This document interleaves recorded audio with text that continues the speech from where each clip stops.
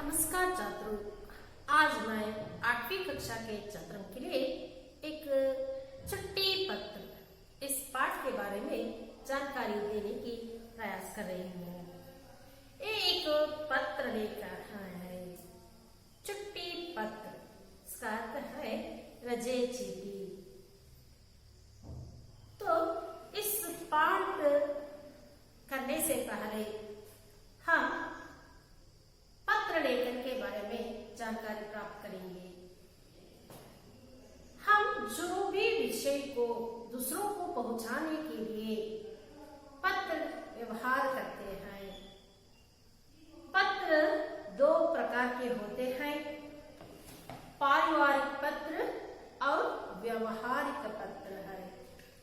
पारिवारिक पत्र अपने संबंधी, माता पिता, ಮಿತ್ರ ಇವರಿಗೆ ಬರೆಯುವಂತಹ ಪತ್ರವನ್ನ पारिवारिक पत्र कहते हैं। और व्यवहारिक पत्र जो व्यवहार करने के लिए अनजाने व्यक्तियों के साथ व्यवहार करने के लिए एक पत्र लिखते हैं, वो व्यवहारिक पत्र है। हम दूसरों को विषय भेजने के लिए ಏನೇ ಒಂದು ವಿಷಯವನ್ನು ನಾವು ಬೇರೆಯವರಿಗೆ ತಲುಪಿಸಬೇಕಾದ್ರೆ पुरातन कालದಿಂದಲೂ ये पत्र लेखन का व्यवहार चलते आ रहे हैं। और एक पुरातन काल में जिस तरह विषय को बेचते थे, तो देखिए कबूतर के द्वारा, और उसके बाद डाकिया, टेलीग्राम, पोस्ट बॉक्स। तो बच्चों, कबूतर द्वारा पहले राजा महाराजाओं ने एक राजा दूसरे राज्य के राजों के साथ व्यवहार करने के लिए कबूतर के द्वारा, वो राजा महाराजाओं ने कबूतर के द्वारा अपना संदेश भेज देते थे। किससे? कबूतर से। कबूतर के द्वारा वो संदेश भेजते थे। डाकिया, डाकिया पोस्टमैन। और डाकिया देखा है ना आपको? हाँ, डाकिया साइकिल द्वारा गांव गांव जाकर पत्र देता था। वो साइकिल पर, ಸೈಕಲಿನ ಮೇಲೆ ಹಳ್ಳಿ ಹಳ್ಳಿಗೆ ಹೋಗಿ ಮನೆ ಮನೆಗೆ ಪತ್ರವನ್ನ ತಲುಪಿಸ್ತಿದ್ದ। उसके बाद ಅದರ ನಂತರ ಬರ್ತಾ ಬರ್ತಾ ಏನಾಯ್ತು? टेलीग्राम। और टेलीग्राम कुछ सूचनाएं या संदेश को टेलीग्राम के द्वारा तुरंत भेज देता था।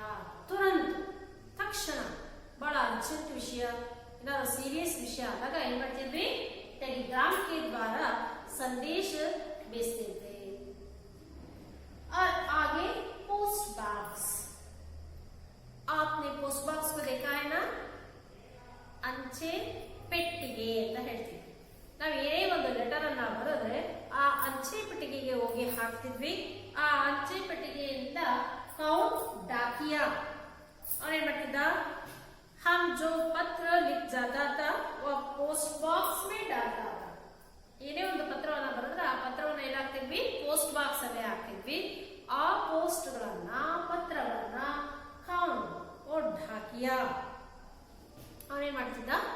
ತೆಗೆದುಕೊಂಡು ಹೋಗಿ ಅವರವರ ಹಳ್ಳಿಗೆ, ಪಟ್ಟಣಗಳಿಗೆ ಆ ಪತ್ರವನ್ನ ಕೊಡ್ತಾ ಇದ್ದ। इस तरह हम संदेशों को वो राजा महाराजा कालों से, आ कालದಿಂದ अब तक, अब क्या हो गया है? मोबाइल है,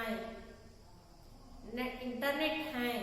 मोबाइल के द्वारा जो भी घटना हुई तो हम तत्क्षण ಏನ್ ಮಾಡ್ತೀವಿ? मोबाइल ಅಲ್ಲಿ ವಿಷಯವನ್ನ ತಿಳಿಸ್ತೀವಿ। तो आज का युग वैज्ञानिक युग है। राजा महाराजा कालದಲ್ಲಿ कबूतर के द्वारा और संदेश भेजते थे। उसके बाद डाकिया द्वारा, और उसके बाद टेलीग्राम के द्वारा, और पोस्ट बॉक्स में पत्र डालकर हम पत्र भेजते थे। लेकिन आजकल हम मोबाइल के द्वारा हर एक घर में मोबाइल है।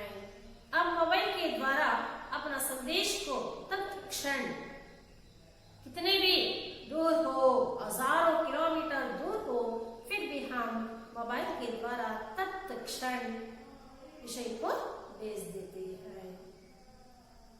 तो बच्चों ऐसे ही तो आज हम चिट्ठी पत्र किस तरह से लिखते हैं, ಯಾವ ರೀತಿ ನಾವು ಚಿಟ್ಟಿ ಪತ್ರವನ್ನ ಬರೆಯಬೇಕು। चिट्ठी पत्र का अर्थ है लीव लेटर या रजे पत्र। किस तरह लिखते हैं तो आज हम इसके बारे में विस्तृत अधिक जानकारी प्राप्त करेंगे। तो बच्चों इस चिट्ठी पत्र पाठ करने से पहले इस पाठ का आशय क्या है। छात्र चिट्ठी पत्र लिखना सीखते हैं। इसका मुख्य उद्देश्य है, इस पाठ का मुख्य उद्देश्य है बच्चे चिट्ठी पत्र लिखना जाने ಅವರು ಆ ಬರೆಯೋದನ್ನ ಕಲಿಬೇಕು ಅನ್ನೋದೇ ಈ ಪಾಠದ ಮುಖ್ಯ ಉದ್ದೇಶ। ನೀವು ಕನ್ನಡದಲ್ಲಿ चिट्ठी पत्रವನ್ನು बरेदिरा, इंग्लिश में बरेदिरा, अब हिंदी में भी चिट्ठी पत्र कैसे लिखना चाहिए। तो पाठ का आशय है और इस पाठ में आने वाले नए शब्दों के बारे में अब हम देखेंगे। नए शब्द का अर्थ भी है प्रेषक। प्रेषक ಅಂದ್ರೆ ಯಾರು? भेजने वाला। जो पत्र लिखकर भेजता है वो प्रेषक है। यार ಪತ್ರವನ್ನ ಬರೀತಾರೋ ಅವರು ಪ್ರೇಷಕರು। ಇಂದ ಅಂತ ಕನ್ನಡದಲ್ಲಿ ಹೇಳ್ತೀವಿ, ಇಂಗ್ಲಿಷ್ ಅಲ್ಲಾದ್ರೆ ಫ್ರಮ್ ಗೆ प्रेषक। पत्र लिखने वाला आदरणीय गौरवान्वित उपर्युक्त ऊपर कहा गया मेरे ತಿಳಿಸಿದಂತೆ निवेदन प्रार्थना शादी विवाह कृपा दया अभिभावक देखभाल करने वाला पेरेंट्स पोषकರು ಯಾರು ಆಗಿದ್ರು ಅವರ ಒಂದು सिग्नेचर। इस तरह इस पाठ में आने वाले नए शब्द और इसके अर्थ के बारे में ನೀವು ತಿಳ್ಕೊಂಡ್ರೆ ಈಗ अब हम आगे चलते हैं। चिट्ठी पत्र देखिए, अपना अपना पुस्तक खोलिए और इस चिट्ठी पत्र में प्रमुख अंश क्या क्या होना चाहिए। ಮೊದಲು ನಾವು ಚಿಟ್ಟಿ ಪತ್ರವನ್ನು ಬರೆಯಬೇಕಾದ್ರೆ ಈ ಪ್ರಮುಖ ಅಂಶಗಳು ಆ ಚಿಟ್ಟಿ ಪತ್ರದಲ್ಲಿ ಇರಲೇಬೇಕು। ಮೊದಲನೇದು पहला दिनांक। दिनांक को लिखना है। आप कब वो पत्र लिखा है और उस दिन का दिनांक लिखना है। उसके बाद प्रेषक, जो लिखने वाला उनका नाम और पता। सेवा में गे ಯಾರಿಗೆ ನಾವು ಪತ್ರವನ್ನ ಕೊಡ್ತಾ ಇದ್ದೀವಿ। पत्र पाने वाला, एक पत्र भेजने वाला, एक पत्र पाने वाला। ಯಾರಿಗೆ ನಾವು ಪತ್ರವನ್ನು ಬರೆದಿದ್ದೀರೋ ಅವರಿಗೆ ಸೇವಾ में टू ಅಥವಾ ಗೆ ಹಿಂದಿಯಲ್ಲಾದ್ರೆ सेवा में। और संबोधन का हिस्सा होना चाहिए आदरणीय महोदय। इसके बाद संबोधन होना चाहिए मान्यरे। कन्नडदल्लाದ್ರೆ मान्यरे, इंग्लिश अल्लाದ್ರೆ रिस्पेक्टेड सर या मैडम, हिंदी में आदरणीय महोदय। उसके बाद विषय और उसके बाद धन्यवाद सहित और उसके बाद अंत में आपका हस्ताक्षर होना, हस्ताक्षर सिग्नेचर, और उसके साथ अभिभावक का हस्ताक्षर भी होना चाहिए। ನಿಮ್ಮ ಪೇರೆಂಟ್ಸ್ ನ ಸಿಗ್ನೇಚರ್ ಸಹ ಅದರಲ್ಲಿ बरबेकु। तो बच्चों, इस पत्र चिट्ठी पत्र लिखने के लिए एक प्रमुख अंश होना ही चाहिए। ಈ ಅಂಶಗಳನ್ನು ಒಳಗೊಂಡು ನಾವು ಒಂದು चिट्ठी पत्रವನ್ನು बरीबेकु। आपके पाठ में एक उदाहरण का एक चिट्ठी पत्र है। देखिए, दिनांक 3 अक्टूबर 2017। प्रेषक, यार पत्र बनता है, कौन लिख रहे हैं? चिट्ठी पत्र कौन लिख रहे हैं? वो सुधा। सुधा वो कौन सी कक्षा में पढ़ रहे हैं? 8वीं कक्षा। सुधा 8वीं कक्षा सरकारी high school Mysore 570020। Pin code है। और चिट्ठी पत्र कौन लिख रहा है? यार बता दे। चिट्ठी पत्र सुधा लिख रही है। सुधा कौन सी कक्षा में पढ़ रहे हैं? 8वीं कक्षा में। और कौन सी स्कूल में पढ़ रहे हैं? सरकारी हाई स्कूल में। कहाँ? मैसूर में। इस तरह पहले दिनांक के बाद प्रेषक का हम और यार लेटर बरीता इರೋ ಅವರ ಒಂದು ಹೆಸರು ಪದ और बाद में सेवा में ಯಾರಿಗೆ ನಾವು ಲೆಟರ್ ಬರೀತಾ ಇದ್ದೀವಿ? कक्षाध्यापक। कक्षाध्यापक वो तरगति शिक्षकರು। ಸರ್ಕಾರಿ ಹೈಸ್ಕೂಲ್ ಮೈಸೂರು, ಇವರು ಸಹ ಸರ್ಕಾರಿ ಹೈಸ್ಕೂಲ್ ಮೈಸೂರಲ್ಲಿ। 570020। पहला दिनांक लिखना, इसके बाद प्रेषक का पता, इसके बाद सेवा में याರಿಗೆ ಲೆಟರ್ ಬರೆದಿರುವ ಅವರಿಗೆ। संबोधन कैसा होना चाहिए? आदरणीय महोदय। संबोधन आदरणीय महोदय। विषय क्या है? विषय इन विषय 3 दिन की छुट्टी की प्रार्थना हेतु। विषय ಏನಪ್ಪ ಅಂದ್ರೆ 3 दिन की छुट्टी की प्रार्थना, 3 ದಿನಗಳ ರಜೆಗೆ प्रार्थना पत्र। आगे देखिए, उपयुक्त विषय के संबंध में आपसे निवेदन है। उपयुक्त, उपयुक्त का अर्थ है ऊपर कहा गया, ಅಂದ್ರೆ विषय में जो कहा गया है उसके बारे में ನಾವು ವಿಷಯದಲ್ಲಿ ಏನನ್ನ ತಿಳಿಸಿದೀವಿ? 3 ದಿನಗಳ ರಜೆ ಬೇಕು। ಅದಕ್ಕೆ ಅನುಗುಣವಾಗಿ उपयुक्त, ऊपर कहा गया विषय के संबंध में, उस विषय के संबंध में आपसे निवेदन है। ನಿಮ್ಮಲ್ಲಿ ನಿವೇದಿಸಿಕೊಳ್ಳುವುದೇನೆಂದರೆ ದಿನಾಂಕ 4 अक्टूबर 2017 से दिनांक 6 अक्टूबर 2017 तक मुझे अपने भाई की शादी में भाग लेने के लिए बेंगलुरु जाना है। क्यों छुट्टी मांग रही है?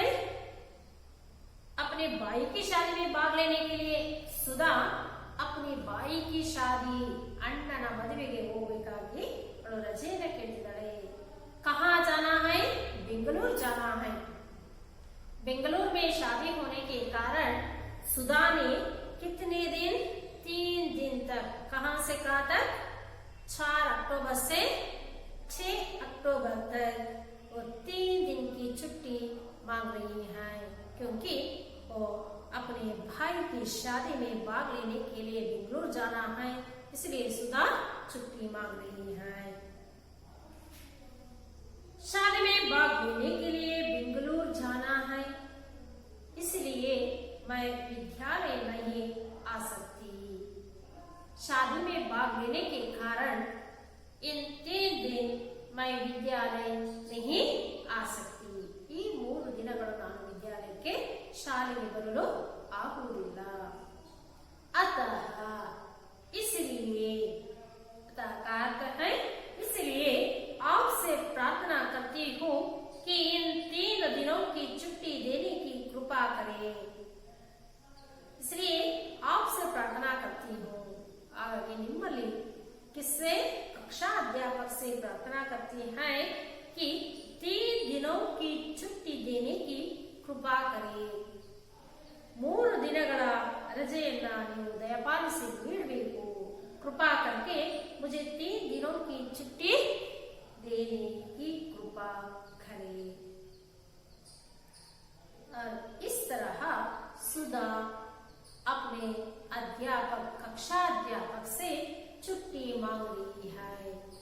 कौन छुट्टी पत्र लिख रही है? सुधा। और छुट्टी पत्र, सुधा ने छुट्टी पत्र किसको लिख रही है? वो सुधा छुट्टी पत्र अपने कक्षाध्यापक को लिख रही है। सुधा कौन सी कक्षा में पढ़ रही है? सुधा 8वीं कक्षा में पढ़ रही है। कहाँ? मैसूर में। इसका कौन सा स्कूल? सरकारी हाई स्कूल में वो पढ़ रही है। अब सुधा कितने दिनों की छुट्टी मांग रही है? सुधा 3 दिनों की छुट्टी मांग रही है। कहां से कहां तक? 4 अक्टूबर से 6 अक्टूबर तक वो छुट्टी मांग रही है। क्यों मांग रही है? ಯಾಕೆ ರಜೆಯನ್ನ ಕೇಳ್ತಾ ಇದ್ದಾರೆ? क्योंकि अपने भाई की शादी बेंगलुरु में हो रहे हैं, इसलिए उस शादी में भाग लेने के लिए ಅವರ ಅಣ್ಣನ ಮದುವೆ ಬೆಂಗಳೂರಿನಲ್ಲಿ ನಡೀತಾ ಇದೆ। ಆ ಬೆಂಗಳೂರಿನಲ್ಲಿ ಅವಳು ಮದುವೆಯಲ್ಲಿ ಪಾಲ್ಗೊಳ್ಳಬೇಕಾಗಿ ಕಾರಣ वो स्कूल नहीं आ सकती, स्कूलिಗೆ ಬರಲು ಸಾಧ್ಯವಿಲ್ಲ। इसलिए इन 3 दिनों की छुट्टी देने की कृपा करें। इस तरह निवेदन कर रही है। अंत में धन्यवाद सहित ವಂದನೆಗಳೊಂದಿಗೆ अदालमें आपकी हस्ताक्षर। अंत में आपके आज्ञाकारी छात्रा, आपके आज्ञाकारी छात्रा ನಿಮ್ಮ ಇಂತಿ ತಮ್ಮ ಆಜ್ಞೆಯನ್ನು ಪಾಲಿಸುವಂತಹ ವಿದ್ಯಾರ್ಥಿ, आज्ञाकारी विद्यार्थिनी। छात्र इसका अन्य लिंग छात्रा, छात्र विद्यार्थी, छात्रा विद्यार्थिनी। सुधा इसलिए वो छात्रा, आपकी आज्ञाकारी छात्रा ಹೇಳಿ ಅವಳ ಒಂದು ಸಿಗ್ನೇಚರ್ ಸುಧಾ ಅಂತೇಳಿ ಮಾಡ್ತಾಳೆ। ಅಭಿಭಾವಕ್ಕೆ ಹಸ್ತಾಕ್ಷರ, ಅವರ ಅಭಿಭಾವಕ ಪೋಷಕರು या पेरेंट्स या गार्डियंस हमारा ಒಂದು सिग्नेचर। तो बच्चों अब तक इस छुट्टी पत्र का किस तरह लिखना है वो आपको एक छुट्टी पत्र लिखने के लिए इन सभी अंशों को ध्यान में रखकर ಎಲ್ಲ ಅಂಶಗಳನ್ನು ಗಮನದಲ್ಲಿ ಇಟ್ಟುಕೊಂಡು ಪ್ರತಿಯೊಂದನ್ನು ಈ अंशಗಳನ್ನು ಅಳವಡಿಸಿಕೊಂಡು ನಾವು छुट्टी पत्र लिखना चाहिए और सभी होना चाहिए। दिनांक जब हम छुट्टी पत्र लिखते हैं उस दिन का दिनांक लिखना और उसके बाद प्रेषक कौन छुट्टी पत्र लिख रहे हैं उसका नाम और पता और छुट्टी पत्र किसको लिखे हैं उसके नाम, कक्षाध्यापक या प्रधानाध्यापक को। उसके बाद संबोधन और उसके बाद विषय को विस्तार से लिखना है और किस कारण के लिए वो छुट्टी मांग रही है ये सभी इसमें लिखना चाहिए। इसके बाद धन्यवाद को लिखना और अंत में हस्ताक्षर वो बहुत जरूरी है। वो कौन पत्र लिखा है उसका हस्ताक्षर जरूर होना चाहिए और उसके साथ आपके माता पिता का भी हस्ताक्षर होना चाहिए। ಈ ಎಲ್ಲ ಅಂಶಗಳನ್ನು ಒಳಗೊಂಡು ನಾವು छुट्टी पत्रವನ್ನು बरीಬೇಕು। परीक्षा की दृष्टि से 8वीं कक्षा से लेकर 10वीं कक्षा तक आपको परीक्षा में छुट्टी पत्र लिखने के लिए देते हैं और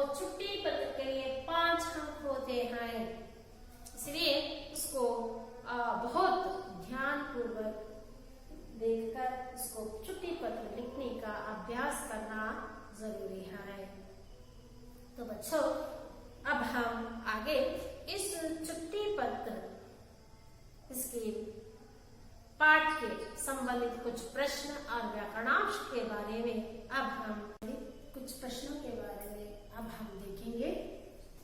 एक वाक्य में उत्तर लिखिए। चिट्ठी पत्र कौन लिख रही है? चिट्ठी पत्र कौन लिख रही है? चिट्ठी पत्र सुधा। कौन? सुधा। चिट्ठी पत्र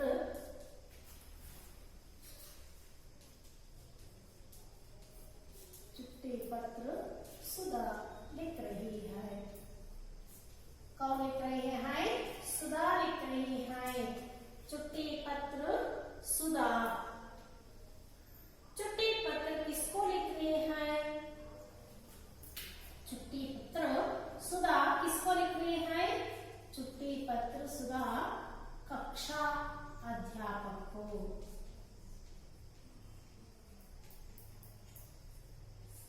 किसको? कक्षा अध्यापक को लिख रही है।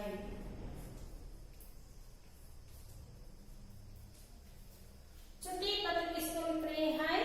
चिट्ठी पत्र कक्षा अध्यापक को लिख रही है। मोहन, सुधा कितने दिनों की छुट्टी मांग रही है? सुधा 3 दिनों की। 3 दिनों की छुट्टी मांग रही है।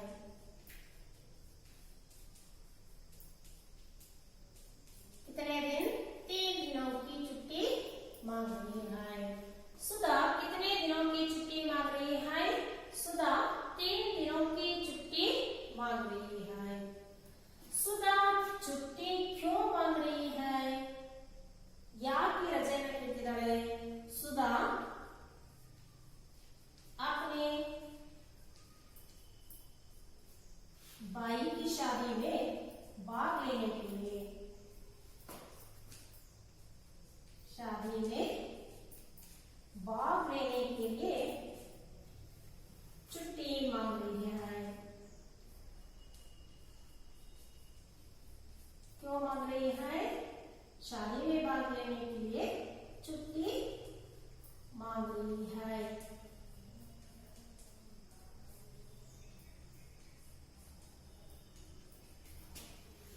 सुधा छुट्टी क्यों मांग रही है? सुधा अपने भाई की शादी में भाग लेने के लिए छुट्टी मांग रही है। और एक बार, चिट्ठी पत्र कौन लिख रही है? लिख रहा है चिट्ठी पत्र सुधा लिख रही है। यार चिट्ठी पत्र बरीता इದ್ರೆ? सुधा। चिट्ठी पत्र किसको लिख रही है? यार बरीता इದ್ದಾರೆ? चिट्ठी पत्र कक्षा अध्यापक को लिख रही है। यार बरीता इದ್ದಾರೆ? कक्षा अध्यापक को। सुधा कितने दिनों की छुट्टी मांग रही है? ಎಷ್ಟು ದಿನಕ್ಕೆ ರಜೆಯನ್ನು ಕೇಳ್ತಾ ಇದ್ದಾರೆ?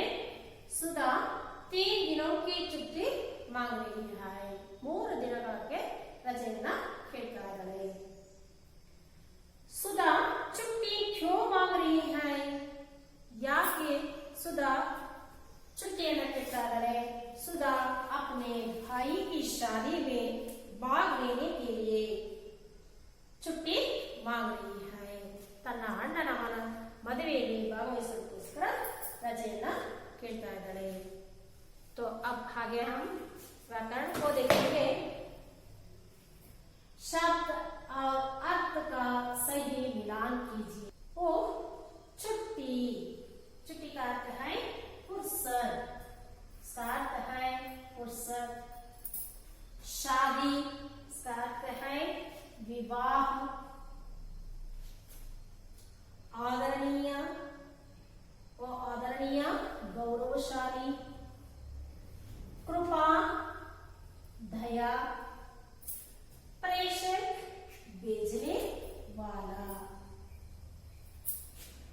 छुट्टी, इसका अर्थ है फुर्सत। शादी, इसका अर्थ है विवाह। आदरणीय, इसका अर्थ है गौरवशाली। कृपा, इसका अर्थ है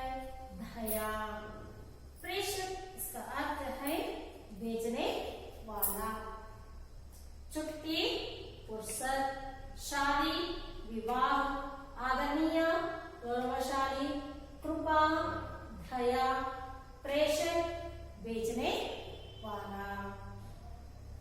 तो अब हम आगे देखेंगे नमूने के अनुसार शब्द बदलिए। महोदय, इसका अन्य लिंग महोदया, महोदय का अन्य लिंग महोदया और स्त्रीलिंग रूप। ये महोदय इसका स्त्रीलिंग रूप महोदया। सदस्य इसका स्त्रीलिंग रूप सदस्य, सदस्य सदस्य। प्राचार्य, प्राचार्य, प्राचार्य प्राचार्य। सदस्य सदस्य, प्राचार्य प्राचार्य। छात्र, छात्रा, छात्र विद्यार्थी, छात्रा विद्यार्थिनी। शिष्य, शिष्या, शिष्य शिष्या। और एक बार महोदय महोदया, सदस्य सदस्या, प्राचार्य प्राचार्य, छात्र छात्रा, शिष्य ಶಿಷ್ಯ। तो ಮಕ್ಕಳೇ ಇಲ್ಲಿಯವರೆಗೂ ವ್ಯಾಕರಣಾಂಶ ಮತ್ತು ಕಾರಣಕ್ಕೆ ಸಂಬಂಧಪಟ್ಟ ಪ್ರಶ್ನೆಗಳ ಬಗ್ಗೆ ತಿಳ್ಕೊಂಡ್ವಿ. ಈಗ ಒಂದು ಪತ್ರ ಲೇಖನವನ್ನ ಬರಿಬೇಕಾದ್ರೆ सरल डांच ಯಾವ ರೀತಿ ಇರಬೇಕು? एक छुट्टी पत्र वाले दिनांक को लगाना चाहिए। इसके बाद प्रेषक, यार पत्र बरीता इरो ಅವರ ಹೆಸರು, ಅವರ पता और कौन सी शाला में पढ़ रहे हैं उसको लिखना प्रेषक में। और यार ये बता है किसको लिख रही है, यार ये बता रहा कक्षाध्यापक को या प्रधानाध्यापक को उसको लिखना है। और संबोधन, आदरणीय महोदय ऐसा संबोधन करना चाहिए। और विषय, कितने दिनों की छुट्टी मांग रही है वहां लिखना है।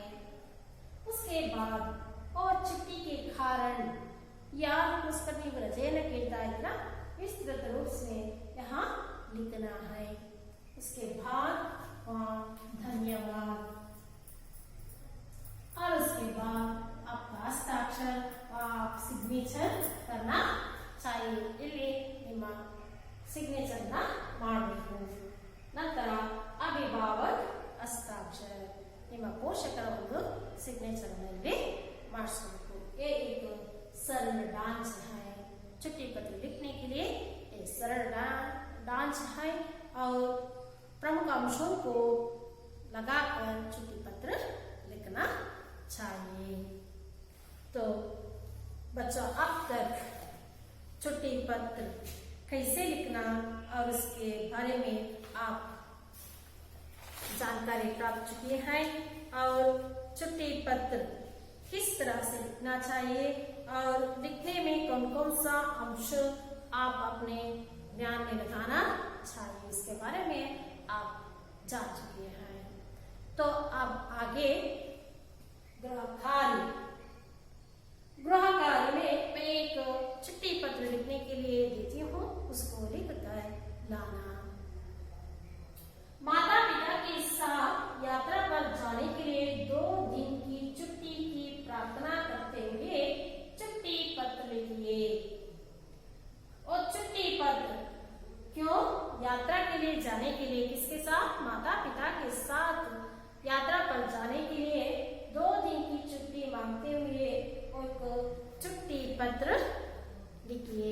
ಅಪ್ಪ ಅಮ್ಮನ ಜೊತೆ ಯಾತ್ರೆಗೆ ಹೋಗಬೇಕಾದ ಕಾರಣ ನೀವು ನಿಮ್ಮ ಅಧ್ಯಾಪಕರಿಗೆ ಒಂದು ರಜೆ ಅರ್ಜಿಯನ್ನ ಬರೆಯಬೇಕು।